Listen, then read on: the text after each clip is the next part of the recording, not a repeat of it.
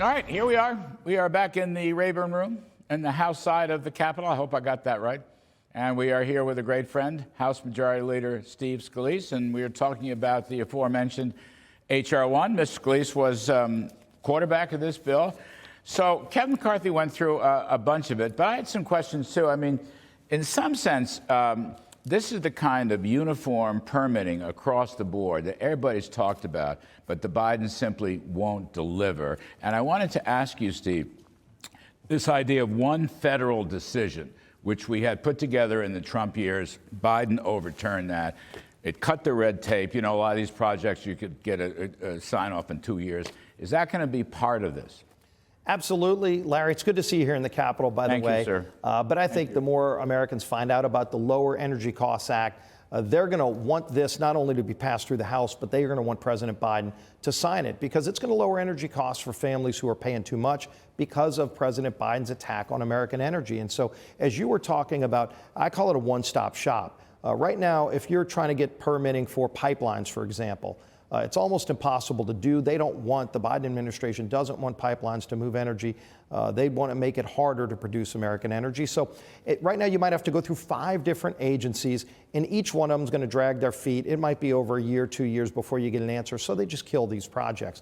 If you just went to one agency and take FERC, for example, where all of the regulations are rolled into one place, we streamline the regulations, and that really, by the way, that lowers costs for families. People know when they're paying 20, 30% more for energy. If it's a cold winter, as it's been, you're trying to heat your home, you're paying a lot more than you were a year ago because of President Biden's policies. So let's streamline it. And then, of course, we go into opening up more leasing. We deal with streamlining of permitting in a lot of other places, too. Moving energy to places, the Northeast right now, because New York's blocked pipelines, so you can't get Pennsylvania shale to other parts of the New England states.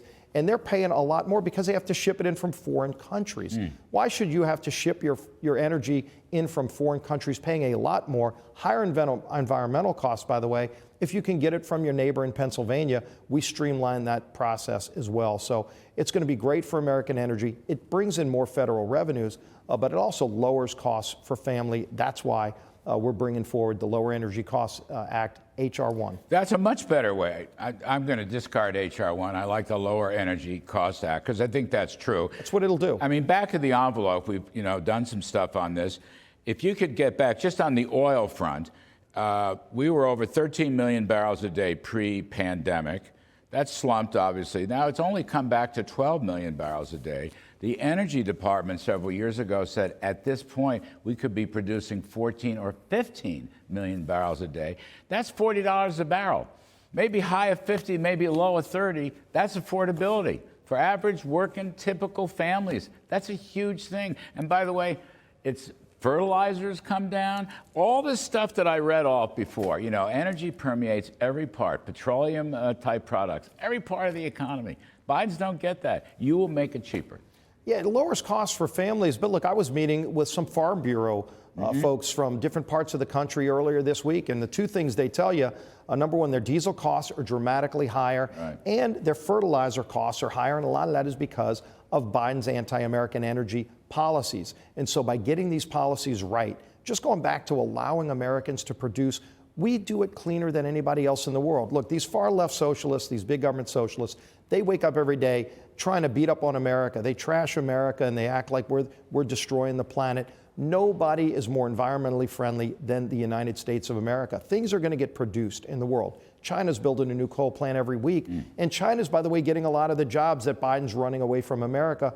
It emits 4 or 5 times more carbon to make some of the same products in China than America. And by the way, in case you didn't see the spy balloon, they're not an ally of ours. So why don't we make more things here? Rare earth minerals, and Speaker McCarthy touched on this. Pete Stauber's bill, he's from Minnesota. He knows a thing or two about rare earth minerals. They've made it almost impossible to mine in America. So what does that mean?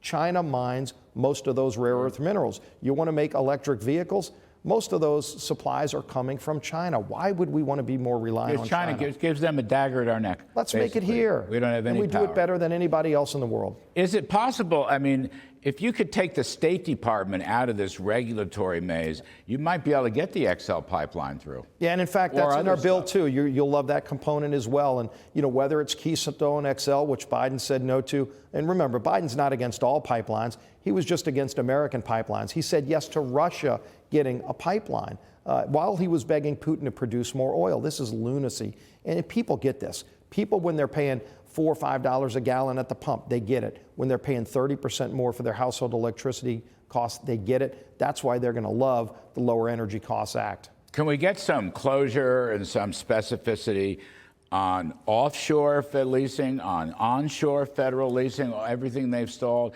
on the Willow Reservoir up in Alaska, which Ms. Howland in the Interior Department continues to try to stop? I mean, can that stuff get closure? Yeah, and in fact, we do real permitting and leasing. Biden's canceled so many lease sales, over and over again. There's mandated lease sales in law, and he's ignored it. The courts have told him to do it, and they drag their feet.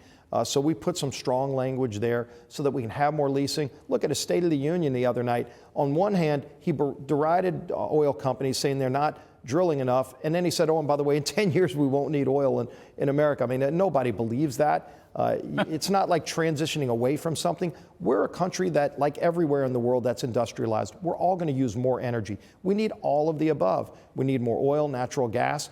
We need nuclear power. That's Wind and solar are part of that too, but they're not going to replace what we have. This bill, tell me if I'm wrong, but this bill basically will advance all the above. Absolutely. They've been stopping all the above. Yeah, there's language that even promotes the windmill development in places like the Gulf of Mexico, where there's interest in private investment, not federal money.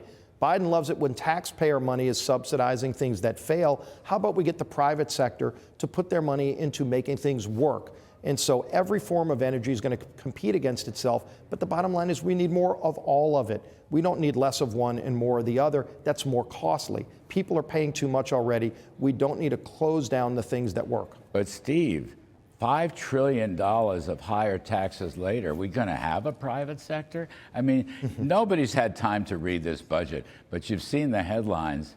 This is the darndest thing I've ever seen. Oh, my gosh, from the things we've already seen. And look, I'll quote our budget chairman, the new Republican House budget chairman, Jody Arrington, said this bill's dead on arrival.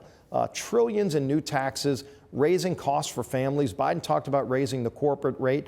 All that means is when you go to the grocery store, you're going to pay more. If you go to a department store to buy clothes for your kids for school, it's going to cost you more. Who wants to pay more? Biden wants you to pay more. Wages will fall. Wages will fall. This was Kevin Hassett's work years ago. Big government socialism has failed every time it's been tried. We don't need more of it. You jack up the corporate tax rate, the biggest loser is the blue-collar, typical, average working folks. They're the biggest And there's been an losers. assault on blue-collar workers. You've seen it just with this ESG legislation that we're sending over to President Biden right now.